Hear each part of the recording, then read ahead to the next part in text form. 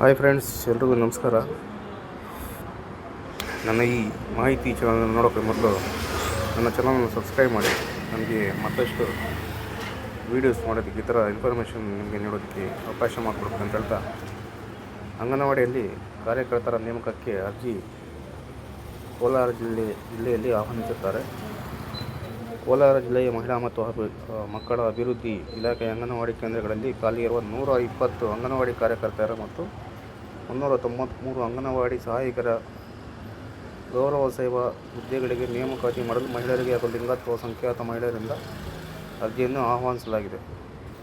ಈ ಅರ್ಜಿಯು ಏಪ್ರಿಲ್ 30ರೊಳಗೆ ಸಲ್ಲಿಸಬಹುದಂತ ಹೇಳಿಕೊಟ್ಟಿದ್ದಾರೆ. ಅಂಗನವಾಡಿ ಕಾರ್ಯಕರ್ತರ ಹುದ್ದೆಗೆ ವಿದ್ಯಾರ್ಹತೆ ನೋಡೋದಾದರೆ ಕನಿಷ್ಠ PUC ತೆರಗಡೆ ಹೊಂದಿರಬೇಕು. SSLCಯಲ್ಲಿ ಕನ್ನಡ ಭಾಷೆಯನ್ನು ಪ್ರಥಮ ಅಥವಾ ದ್ವಿತೀಯ ಭಾಷೆಯನ್ನಾಗಿ ಓದಿರಬೇಕು. ಅಂದರೆ ಕನ್ನಡವನ್ನು ಫಸ್ಟ್ ಲ್ಯಾಂಗ್ವೇಜ್ ಅಥವಾ ಸೆಕೆಂಡ್ ಲ್ಯಾಂಗ್ವೇಜ್ ಆಗಿ ಓದಿರಬೇಕು ಅಂತೇಳಿ ಕೇಳ್ತಾರೆ. ಅಂಗನವಾಡಿ ಕಾರ್ಯಕರ್ತರ ನೇಮಕಾತಿ ಸಂದರ್ಭದಲ್ಲಿ ಸರ್ಕಾರದ ಅಂಗೀಕೃತ ಸಂಸ್ಥೆಗಳಿಂದ DSCRTಯಿಂದ ECCE ಡಿಪ್ಲೊಮಾ ಕೋರ್ಸ್ ಅಥವಾ JOC ಕೋರ್ಸ್, NTT ಕೋರ್ಸ್ಗಳನ್ನು ಹಾಗೂ ಅಂಗನವಾಡಿ ಚಟುವಟಿಕೆಗಳಿಗೆ ಸಂಬಂಧಿಸಿದ diploma, nutrition, home science course, 1 ವರ್ಷದ ನರ್ಸರಿ ಅಥವಾ ಪೂರ್ವ ಪ್ರಾಥಮಿಕ ತರಬೇತಿ ಪಡೆದ ಪತ್ರ ಹೊಂದಿದವರಿಗೆ ಮೊದಲ ಆದ್ಯತೆ ನೀಡುವುದು ಎಂದು ಹಾಗೂ ಸದರಿಯವರಿಗೆ ಬೋನಸ್ ಪ್ಲಸ್ 5 ಅಂಕಗಳನ್ನು ನೀಡುವುದು ಎಂದು ನೋಟಿಫಿಕೇಷನ್ ವಿದ್ಯಾರ್ಥಿಗಳಿಗೆ ಕೊಟ್ಟಿರ್ತಾರೆ. ಇನ್ನು ಅಂಗನವಾಡಿ ಸಹಾಯಕಿಗೆ ವಿದ್ಯಾರ್ಹತೆ ನೋಡೋದಾದರೆ ಕನಿಷ್ಠ ವಿದ್ಯಾರ್ಹತೆ ಬಂದು SSLC ಅಥವಾ ತತ್ಸಮಾನ ತರಗತಿಯಲ್ಲಿ ಉತ್ತೀರ್ಣರಾಗಿರಬೇಕು ಅಂತ ಕೇಳಿರ್ತಾರೆ. ಕರ್ನಾಟಕ ರಾಜ್ಯ ಪ್ರೌಢಶಿಕ್ಷಣ ಪರೀಕ್ಷಾ ಮಂಡಳಿ ನಡೆಸುವ ಮುಕ್ತ ಶಾಲೆ ಮತ್ತು ಮುಕ್ತ ವಿಶ್ವವಿದ್ಯಾನಿಲಯಗಳಲ್ಲಿ SSLC ತೆರಗಡೆ ಹೊಂದಿದ ಅಭ್ಯರ್ಥಿಗಳು ಪ್ರಥಮ ಅಥವಾ ದ್ವಿತೀಯ ಭಾಷೆಯಾಗಿ ಕನ್ನಡ ಮತ್ತು ಸಾಮಾನ್ಯ, ಗಣಿತ, ಸಮಾಜಶಾಸ್ತ್ರ, ಸಮಾಜ ವಿಜ್ಞಾನ ವಿಷಯಗಳನ್ನು ಕಡ್ಡಾಯವಾಗಿ ವ್ಯಾಸಂಗ ಮಾಡಿದ್ದು, ಪ್ರಮಾಣ ಪತ್ರದಲ್ಲಿ ಅಂಕಪಟ್ಟಿ ಗರಿಷ್ಠ 625ಕ್ಕೆ 219 ಅಂಕಗಳನ್ನು ಹೊಂದಿದ್ದಲ್ಲಿ ಇಂತಹ ಅಭ್ಯರ್ಥಿಗಳನ್ನು ಪರಿಗಣಿಸತಕ್ಕಂತೆ ಕೊಟ್ಟಿದ್ದಾರೆ. ಇನ್ನು ಬೇರೆ ರಾಜ್ಯಗಳಲ್ಲಿ ವ್ಯಾಸಂಗ ಮಾಡಿದ್ದು, ಕನ್ನಡವನ್ನು ಪ್ರಥಮ ದ್ವಿತೀಯ ಭಾಷೆಯಾಗಿ ಅಭ್ಯಾಸ ಮಾಡಿದ್ದರೂ SSLC ಪರೀಕ್ಷೆಗೆ ಆಯಾ ರಾಜ್ಯದಲ್ಲಿ ನಿಗದಿಪಡಿಸಿದ ಗರಿಷ್ಠ ಹಾಗೂ ಕನಿಷ್ಠ ಅಂಕಗಳು ಹಾಗೂ ಕರ್ನಾಟಕ ರಾಜ್ಯದಲ್ಲಿ ನಿಗದಿಪಡಿಸಿದ ಗರಿಷ್ಠ ಹಾಗೂ ಕನಿಷ್ಠ ಅಂಕಗಳು ವ್ಯತ್ಯಾಸವಿದ್ದಲ್ಲಿ ಕರ್ನಾಟಕದ ವ್ಯಾಸಂಗ ಮಾಡಿದ ಅಭ್ಯರ್ಥಿಗಳನ್ನು ಮಾತ್ರ ಪರಿಗಣಿಸತಕ್ಕಂಥದ್ದು ಹೇಳಿದ್ದಾರೆ. ಅಂಗನವಾಡಿ ಸಹಾಯಕರು ಯಾವುದೇ ಭಾಷಾ ಮಾಧ್ಯಮ ವ್ಯಾಸಂಗ ಮಾಡಿದ್ದರೂ ಹಾಗೂ ಯಾವುದೇ ರಾಜ್ಯದಲ್ಲಿ ವ್ಯಾಸಂಗ ಮಾಡಿದ್ದರೂ ಸಹಾಯ ಅವರು ಕನ್ನಡ ಭಾಷೆಯನ್ನು ಪ್ರಥಮ ಭಾಷೆಯನ್ನಾಗಿ ವ್ಯಾಸಂಗ ಮಾಡಬೇಕಂತ. ಇನ್ನು ವಯೋಮಿತಿ ನೋಡೋದಾದರೆ ಅಂಗನವಾಡಿ ಕಾರ್ಯಕರ್ತೆ ಸಹಾಯಕಿ ಹುದ್ದೆಗಳಿಗೆ ಅರ್ಜಿ ಸಲ್ಲಿಸಲು 19 ರಿಂದ 35 ವರ್ಷ ವಯೋಮಿತಿಯೊಳಗಿನ ಹೆಣ್ಣು ಮಕ್ಕಳು ಹಾಗೂ ಮಹಿಳಾ, ಲಿಂಗತ್ವ ಅಲ್ಪಸಂಖ್ಯಾತರು ಅರ್ಜಿ ಸಲ್ಲಿಸಬಹುದು. ಹಾಗೂ ವಿಕಲಚೇತನರಿಗೆ 10 ವರ್ಷಗಳ ವಯೋಮಿತಿ ಸಡಿಲಿಕೆ ಇರುತ್ತದೆ. ಅಂದರೆ ಏಜ್ 19 ರಿಂದ 35 ವರ್ಷಗಳೇ ಇರಬೇಕಾಗುತ್ತೆ.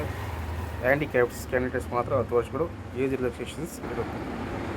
ಇನ್ನು ಆನ್ಲೈನ್ನಲ್ಲಿ ಅರ್ಜಿಯೊಂದಿಗೆ ಲಗತ್ತಿಸಬಹುದು ದಾಖಲೆಗಳು ಏನೇನು ಬೇಕು ಅಂತೇಳಿ ಕೇಳಿದ್ದಾರೆ. ಅರ್ಜಿ ನಿಗದಿತ ನಮೂನೆಯಲ್ಲಿ ಆನ್ಲೈನ್ ಜನನ ಪ್ರಮಾಣ ಪತ್ರ, ಜನನ ದಿನಾಂಕ ಇರುವ SSLC ಅಂಕಪಟ್ಟಿ, ನಿಗದಿತ ವಿದ್ಯಾರ್ಹತೆಯ ಅಂಕಪಟ್ಟಿ, ತಹಸೀಲ್ದಾರರು, ಉಪತಹಸೀಲ್ದಾರರಿಂದ ಪಡೆದ 3 ವರ್ಷದೊಳಗಿನ ವಾಸಸ್ಥಳ ದೃಢೀಕರಣ ಪತ್ರ, ಅಭ್ಯರ್ಥಿಗಳ ಜಾತಿ ಪ್ರಮಾಣ ಪತ್ರ, ಪತಿಯ ಮರಣ ಪ್ರಮಾಣ ಪತ್ರ ಹಾಗೂ ವಿಧವಾ ಪ್ರಮಾಣ ಪತ್ರ, ವಿಧವಾ ವೇತನ ದೃಢೀಕರಣವನ್ನು ಪರಿಗಣಿಸುವಂತಿಲ್ಲ. ಅಂಗವಿಕಲತೆ ಪ್ರಮಾಣ ಪತ್ರ, ಅಂಗವಿಕಲರ ಜೀವನ ದೃಢೀಕರಣವನ್ನು ಪರಿಗಣಿಸುವಂತಿಲ್ಲ. ವಿಚ್ಛೇದನ ಪ್ರಮಾಣ ಪತ್ರ ನ್ಯಾಯಾಲಯದಿಂದ ಪಡೆದಿರಬೇಕು. ಕರ್ನಾಟಕ ರಾಜ್ಯ ಮಹಿಳಾ ಅಭಿವೃದ್ಧಿ ಮತ್ತು ನಿಗಮದ ವತಿಯಿಂದ ನಡೆಸಲ್ಪಟ್ಟ ಮಾಜಿ ದೇವದಾಸಿಯರ ಸಮೀಕ್ಷೆಯ ಪಟ್ಟಿಯಲ್ಲಿರುವ ಮಾಜಿ ದೇವದಾಸಿಯರ ಮಕ್ಕಳು ಎಂಬುದರ ಬಗ್ಗೆ ಮಹಿಳಾ ಅಭಿವೃದ್ಧಿ ನಿಗಮದ ಅಧಿಕಾರಿಗಳಿಂದ ಪಡೆದ ಪ್ರಮಾಣ ಪತ್ರ.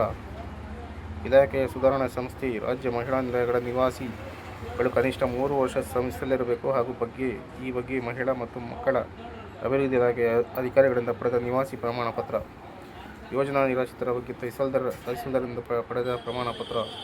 ಆಧಾರ್ ಕಾರ್ಡ್, ಮತದಾರರ ಗುರುತಿನ ಚೀಟಿ, ರೇಷನ್ ಕಾರ್ಡ್, ಶಿಶು ಅಭಿವೃದ್ಧಿ ಯೋಜನೆಗಳಿಂದ ಪಡೆದ ದೃಢೀಕರಣ ಪತ್ರ. ಎಲ್ಲ ದಾಖಲೆಗಳನ್ನು ತಾಂತ್ರಿಕ ಅಧಿಕಾರಿಗಳಿಂದ ದೃಢೀಕರಣ ಮಾಡಿಸಿ ಸಲ್ಲಿಸುವುದು. ಎಲ್ಲವೂ ಒರಿಜಿನಲ್ ಆಗೇ ಇರಬೇಕು. ಎಲ್ಲ ಗೌರ್ಮೆಂಟ್ ಅಂದರೆ ತಾಲೂಕು ಆಫೀಸಿಂದ, ತಹಸೀಲ್ದಾರರಿಂದ ಅವ್ರು ಏನು ಕೇಳಿದರೆ ಆ ಡಾಕ್ಯುಮೆಂಟ್ನೇ ಸಬ್ಮಿಟ್ ಮಾಡಬೇಕಾಗುತ್ತೆ. ಬೇರೆ ನಕಲು ದಾಖಲೆಗಳನ್ನು ಕೊಡುವಂತಿಲ್ಲ. ಇನ್ನು ಈ ಅಂಗನವಾಡಿ ಅರ್ಜಿ ಸಲ್ಲಿಸಲು ಅಪ್ಲಿಕೇಶನ್ಗೆ ಬೇಕಾಗಿರುವ ದಾಖಲೆಗಳು ಬಂದು, ನೀವು ವರ್ಕರ್ಗೆ ಅರ್ಜಿ ಸಲ್ಲಿಸಲು ಬೇಕಾಗಿರುವುದು ಮೈನು PUC ಅಂಕಪಟ್ಟಿ, ಅದು ಹೆಲ್ಪರ್ ಆದರೆ SSLC ಅಂಕಪಟ್ಟಿ ಬೇಕಾಗಿರುತ್ತೆ. ಇದರ ಜೊತೆಗೆ ವಾಸಸ್ಥಳ ದೃಢೀಕರಣ ಪತ್ರ, ಇದು ತಾಲೂಕು ಆಫೀಸ್ನಲ್ಲಿ ಅಂದರೆ ತಹಸೀಲ್ದಾರರಿಂದ ಒರಿಜಿನಲ್ ಆಗಿ ಅಪ್ಲಿಕೇಶನ್ ಹಾಕಲು ಇದು ಬೇಕಾಗಿರುತ್ತೆ. ಮತ್ತು ಕ್ಯಾಸ್ಟ್ ಇನ್ಕಮ್ ಜಾತಿ ಮತ್ತು ಆದಾಯ ಪ್ರಮಾಣ ಪತ್ರ ಇದು ತಹಶೀಲ್ದಾರಿಂದ ತಾಲೂಕು ಆಫೀಸಲ್ಲಾಗಿರಬೇಕು. ಮತ್ತು ಆಧಾರ್ ಕಾರ್ಡ್, ಭಾವಚಿತ್ರ, ಫೋಟೋ ಮತ್ತು ಸಹಿ ಬೇಕಾಗಿರುತ್ತೆ. ಇಷ್ಟು ದಾಖಲೆಗಳು ಅರ್ಜಿ ಸಲ್ಲಿಸಲು ಅಪ್ಲಿಕೇಶನ್ಗೆ ಬೇಕಾಗಿರುತ್ತೆ.